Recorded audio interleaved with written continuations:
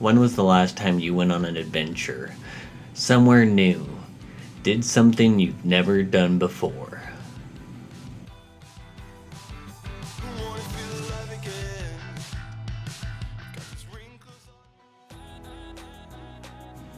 Hey everybody, my name is Casey and welcome back to the channel, and in this video I'm going to tell you the story of how I bought a bus. And sure, you might have a lot of valid questions on like why would you buy a bus? But frankly the short answer is because we wanted one. But if you are interested in why we decided to do a schoolie or have a school bus as like kind of an RV, go ahead and start Googling and looking up on YouTube other schoolies and RV conversions if you haven't seen them already. But most people that are watching this video are going to know what a schoolie is, I would imagine, so let's just jump right in. So after you decide that you are actually going to buy a schoolie or a school bus, you kind of have to figure out what you're going to buy. And I'm not here in this video to tell you what you do or do not need, or what would be the best bus for you to buy, because I have no idea. But we decided that we could afford to buy a bus, and we decided to start shopping. So we actually drove out about a week and a half ago to Las Vegas so we could actually bus shop. We had found a bunch of buses that were either partially done or at least could be turned into a schoolie conversion. We felt like if we went down to Las Vegas for the weekend, we'd be able to check out a bunch of buses. But frankly, working with sellers is not always perfect, and it was a very long, frustrating weekend in Las Vegas. We actually ended up driving to Arizona for a little bit to try and check out some vehicles out there. We couldn't get all the sellers to get back to us, even though we let them know we were going to be in the area that weekend, and there was just... The first piece of advice I'm going to give you guys before you start traveling or going anywhere to check out these buses, ask if the seller will do a video call with you. Then you can ask all of your questions that you may or may not have remotely. We didn't see anything in our local area, St. George, Las Vegas, or even Arizona that we really liked, at least the part of Arizona we were in. So we just ended up going home, and we continued shopping up around Salt Lake and checking out more buses and just kind of getting a feel what people had on the market, at least around us. So as we had started to look at buses, we started to look all over the place. We weren't necessarily looking in anywhere specifically. Arizona just seemed to be a hot place for buses.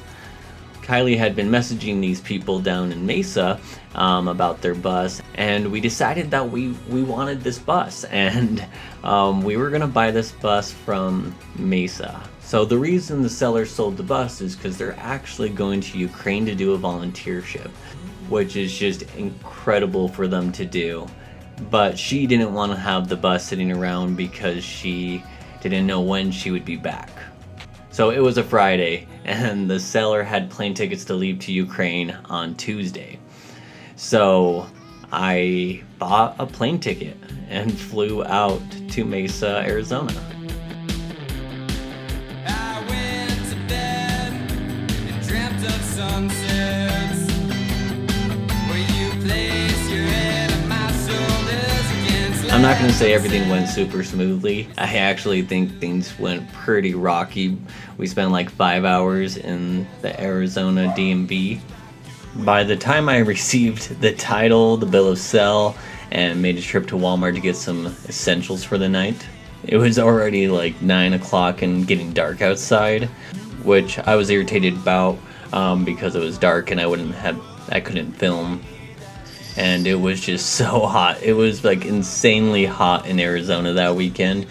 Here's some stats if you care to look at them, but it was like 103 degrees at like 10 p.m. at night in Mesa.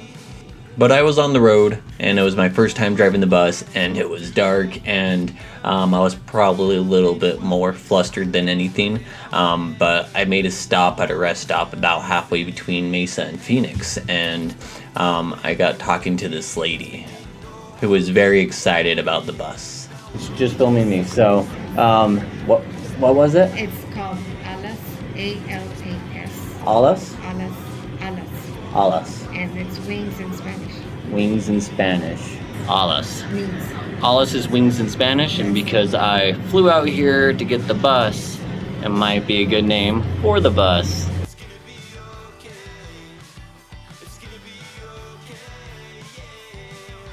Then once I got to Flagstaff, I actually stopped at a gas station, refilled up the tank, and actually asked the worker where I could actually go and park the bus.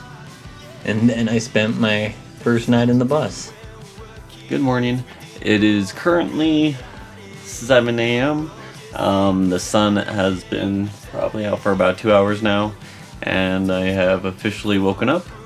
I wasn't paying attention when I bought this. It was the king size. I meant to buy the full-sized one, which is why it takes up the entire back, because I thought I bought a smaller mattress than I actually did.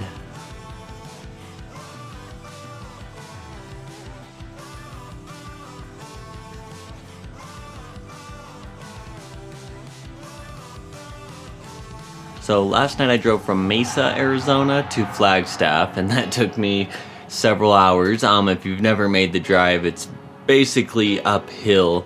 Flagstaff is about 7,000 feet higher in elevation than Mesa is.